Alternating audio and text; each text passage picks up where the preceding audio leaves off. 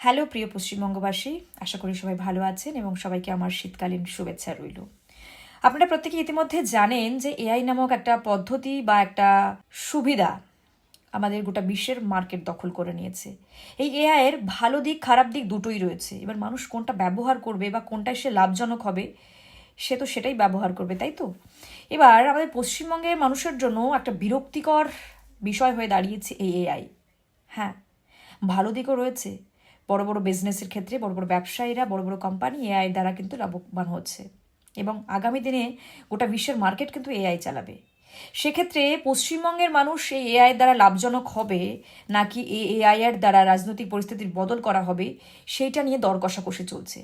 আপনারা ইতিমধ্যেই জানেন যে রাজনৈতিকভাবে এআইকে ব্যবহার করে, এআই এর নেগেটিভ দিককে ব্যবহার করে যেভাবে বিজেপির বড় বড় নেতৃত্বদেরকে কালিমালিপ্ত করা হচ্ছে, সোশ্যাল মিডিয়ায় প্রচার করা হচ্ছে, ভাইরাল করা হচ্ছে, তার বিরুদ্ধে আইনি ব্যবস্থাও আছে নিশ্চয়ই। সোশ্যাল মিডিয়ায় করা অপরাধের জন্য সাইবার ক্রাইম রয়েছে, নিশ্চয়ই তার দ্বারস্থ হওয়া প্রয়োজন আছে এবং হবে এবং হতে হবে।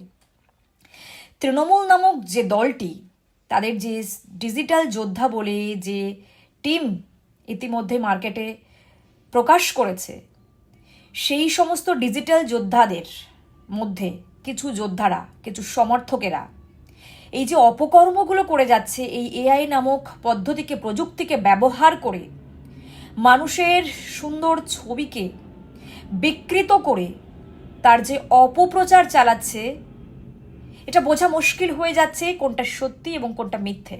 অর্থাৎ তৃণমূল এআই এর এই নেগেটিভ জিনিসটাকে ব্যবহার করছে। পশ্চিমবঙ্গের মানুষকে এতটাই বোকা যে এআই এর এই নেগেটিভ জিনিস পদ্ধতিকে ব্যবহার করে পশ্চিমবঙ্গের মানুষের কাছ থেকে রাজনৈতিক ফায়দা কায়েম করবে তৃণমূল। সরকারে টিকে থাকবে, ক্ষমতায় টিকে থাকবে এআইকে ব্যবহার করে। পশ্চিমবঙ্গের মানুষ এতটাই বোকা, এতটাই মূর্খ, এতটাই অশিক্ষিত মনে করে তৃণমূল? ভুল করছে।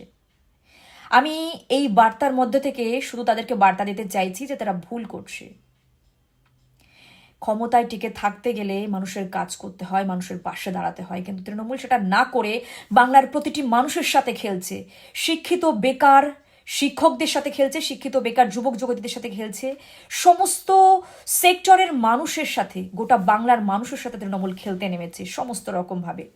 তাই যারা এই ধরনের অপকর্ম, এই অপরাধমূলক কর্মকাণ্ড করে যাচ্ছে, তাদের যোগ্য জবাব আইনের মাধ্যমে দেওয়া হবে, আদালতে দেওয়া হবে। কিন্তু আমি তাদেরকে বলতে চাই, যারা এখনো পর্যন্ত এই অপকর্মগুলো চালিয়ে যাচ্ছেন, আপনার দলের কোনো বড় নেতৃত্ব কিন্তু এই কাজ করছে না।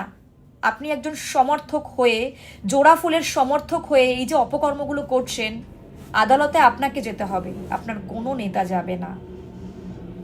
আপনারা দেখুন, যে ছবিগুলো আপনারা প্রচার করছেন, কমেন্ট সেকশনে দিচ্ছেন, আপলোড করছেন, মন্তব্য করছেন, এডিটিং করছেন, আপনার কোনো নেতা করছে না। যদি ফেঁসে যেতে হয় তাহলে আপনাকে ফাঁসতে হবে, আইন আদালতের দ্বারস্থ আপনাকে হতে হবে। ক্রাইম আপনি করছেন, আপনার নেতা নয়। সুতরাং সাবধান হয়ে যান। একটা প্রবাদ বাক্য আছে, আপনারা নিশ্চয়ই জানেন, যে অন্যায় যে করে আর অন্যায় যে সহে, দুজনেই সমদোষী। তাই যারা এই অন্যায় করছে এবং যারা এই অন্যায়কে সমর্থন করছে, পাশে দাঁড়ানোর আশ্বাস দিচ্ছে, পাশে দাঁড়াচ্ছে, তাদের প্রত্যেকের শাস্তি হবে। আইন আদালতের দরজা খোলা আছে, সেখানে দেখা হবে। এআই এমন একটা প্রযুক্তি, তার সৎ ব্যবহার করতে শিখুন।